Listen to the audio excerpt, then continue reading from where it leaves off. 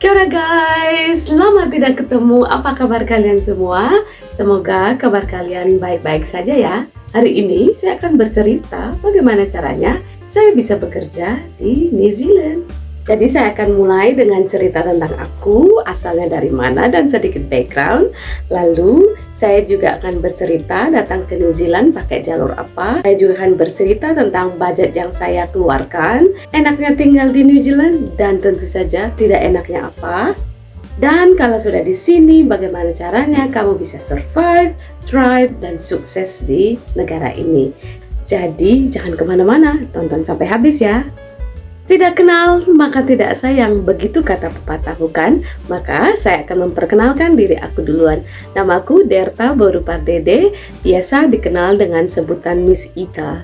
Saya berasal dari Kota Pematang Siantar, Sumatera Utara. Pekerjaan saya sekarang adalah preschool dan special needs teacher di negara Selandia Baru, dan saya sudah bekerja di sini selama 6 tahun setelah sebelumnya kuliah 1 tahun. Sewaktu kecil, saya sudah bercita-cita untuk bisa kuliah, bekerja, dan tinggal di luar negeri.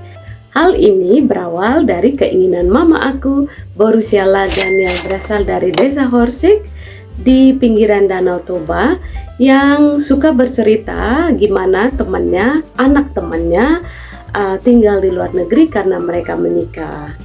Nah, itu kan awalnya dari mama aku, tapi dari aku sendiri keinginannya untuk bisa keluar negeri itu ketika aku melihat orang-orang Indonesia di bandara atau di terminal bus yang kalau mereka liburan ke Indonesia beserta dengan pasangan atau mereka sendiri, mereka pakai bahasa Inggris, dan saya pikir itu sangat cool gitu ya. Jadi saya juga tertarik untuk bisa bekerja dan kuliah ke luar negeri. Nah, dari situ I was wondering gitu, gimana sih rasanya kalau bisa belajar bersama-sama, kuliah, kerja dengan orang-orang bule yang terkenal pintar dulu di mata aku gitu ya.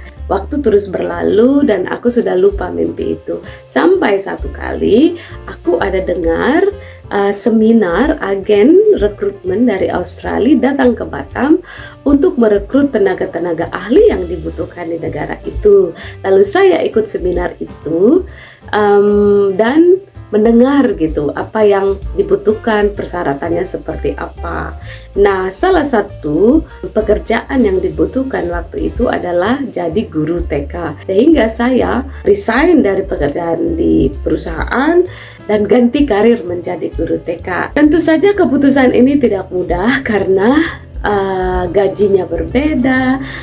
Lalu saya juga diharuskan untuk kuliah kembali, mengambil pendidikan anak usia dini karena itu adalah requirement dari pemerintah dan penolakan juga dari keluarga. Dan setelah aku kerja jadi guru TK selama beberapa tahun dan menyelesaikan pendidikan anak usia dini aku, lalu aku pun mengumpulkan informasi termasuk mengunjungi agen pendidikan yang ada di Jakarta. Saya belajar tentang syarat-syaratnya apa, requirement-nya apa, bahasa Inggrisnya, dan juga biayanya berapa.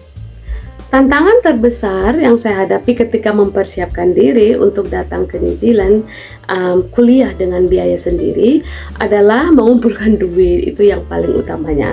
Tapi puji Tuhan, saya diberikan kemudahan untuk mencari rezeki selama di Jakarta, sehingga saya boleh mengumpulkan duit dan membayar biaya kuliah sendiri.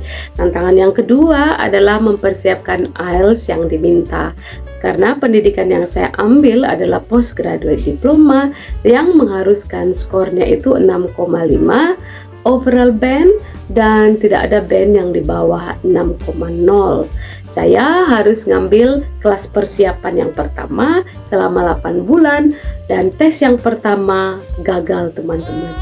Kecewa iya, namun setelah istirahat selama beberapa waktu, saya kembali mengambil persiapan tes yang hanya sebentar, kayak refreshment kayak gitu doang. Dan tes yang kedua, puji Tuhan, terpenuhi. Lalu saya berangkat dari Jakarta ke transit di Malaysia, di Kuala Lumpur, dan dari sana terbang ke Auckland, dan dari Auckland ke Christchurch. Waktu itu saya berangkatnya malam dari Jakarta. Dan sampai di Auckland itu sudah siang, harus menunggu connecting flight ke Christchurch, sehingga aku nyampai di Christchurch itu sudah malam. Nah, karena sudah diurus sama university, ada taksi yang akan jemput. Pas saya keluar gitu dari bandara, saya sudah lihat ada super taksi nunjukin nama aku gitu. Jadi aku pergi dengan dia dan di drop di postgraduate house. Ini adalah rumah khusus untuk student university yang belajar master dan PhD. Ketemu dengan RA, residential assistant, orang yang bertanggung jawab di rumah itu. Dan setelah ngecek roomnya, setelah ngecek kamarnya, lalu suruh tanda tangan, akhirnya saya pun beristirahat. Ini adalah trip aku yang paling jauh ke luar negeri. Biasanya cuma ke Singapura dan Malaysia, dan yang paling jauh adalah Filipina. Dan ini kan terkait dengan perbedaan waktu. Saya baru tahu apa namanya jet lag gitu. Bagaimana perbedaan waktu itu membuat kita tidak bisa istirahat pada waktu yang seharusnya, waktu lokal gitu ya. Sesudah istirahat, besok paginya saya kebangun jam 10 pagi dong. Padahal besoknya itu sudah ada International Student Welcome gitu. Jadi aku pas kebangun buru-buru, wah, kayak kebakaran jenggot, lalu langsung kabur gitu dan nyari lokasinya itu di main lecturer campus. Pas aku masuk gitu sudah telat banget gitu, dan ternyata pas aku masuk ke lecturer theaternya itu pintunya di depan dong. Semua orang bisa melihat aku telat. Ups, malu banget, gila. Dan ternyata kita disambut dengan baik, dikasih buah-buahan gratis, botol minum, dan pamflet gitu tentang pengenalan tentang university, tentang New Zealand in general. Dan di situ juga saya bertemu dengan teman aku yang pertama di New Zealand, yakni orang Indonesia yang mengambil kuliah psikologi, dan dia berasal dari Bandung. Hai cewek.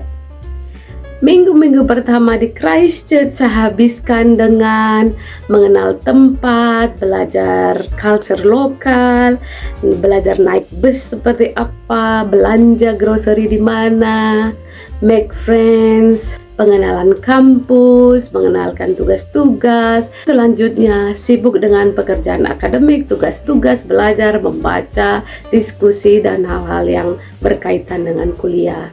Setelah kuliah hampir 1 tahun, akhirnya saya juga menyelesaikan kuliah tepat waktu bulan Juni 2018, dan di bulan Agustus saya mendapatkan pekerjaan menjadi guru TK di tempat kerjaan aku yang sekarang, dan sudah bekerja selama 6 tahun di situ. Datang sana pakai visa apa? Sebagai student 1 tahun saya memakai visa student, lalu sesudah itu saya memakai open study work visa. Waktu itu masih 1 tahun, sekarang sih sudah 3 tahun. Jadi kalau teman-teman kuliah di New Zealand dan level studinya itu 7 ke atas, kamu akan berhak mendapatkan post study work visa selama 3 tahun. Waktu aku masih 1 tahun. Nah, sebelum 1 tahun ini berakhir, ada pembaharuan dari imigrasi, diberikan perpanjangan 2 tahun lagi, sehingga totalnya adalah 3 tahun. Nah, sesudah itu saya mengajukan visa Essential Skill Work Visa. Sekarang visa ini sudah tidak ada dan diganti dengan visa yang lain.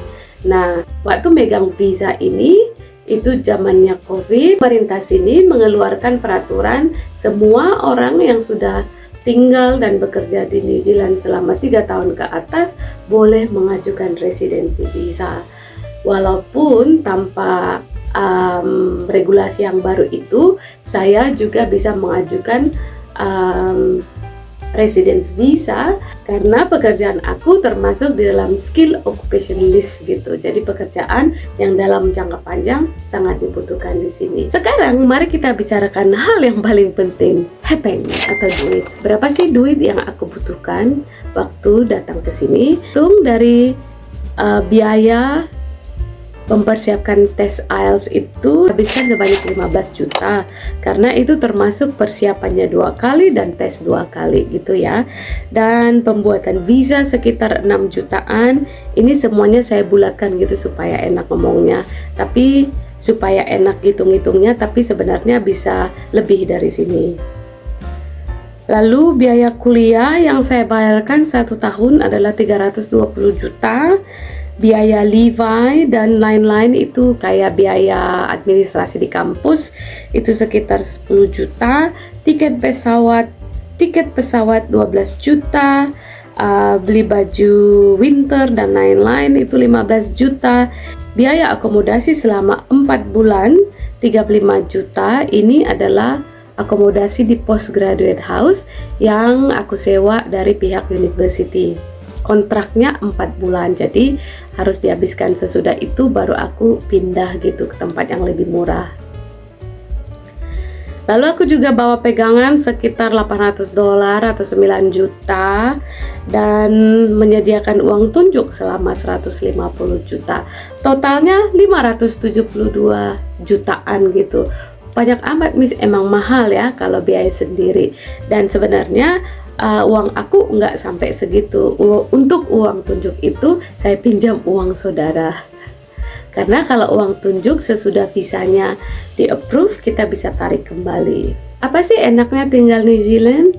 Awalnya sih aku tidak betah gitu tinggal di sini karena sunyi, tidak banyak orang, tidak banyak mall, mallnya tutupnya cepat, jam 6 sudah tutup di sini, lalu kurang convenient gitu ya, nggak ada warteg gitu kalau kita mau cari makan, nggak ada apotek yang buka 24 jam kalau kita sakit, lalu harus masak sendiri, kalau nggak masak sendiri beli tapi jauh, mahal, nggak enak pula ya kan, dan fast food gitu, which is I'm not really fond of, nggak begitu senang fast food, tapi lama-lama aku enjoy juga karena di Christchurch di New Zealand itu secara umum ya pemandangan alamnya sungguh luar biasa, fasilitas umumnya bagus, banyak taman dan dekat dengan alam. Orang-orangnya di sini ramah.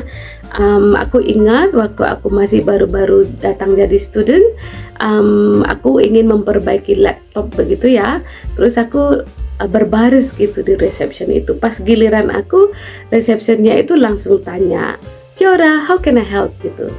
Apa yang bisa saya bantu? Dia ngomong gitu.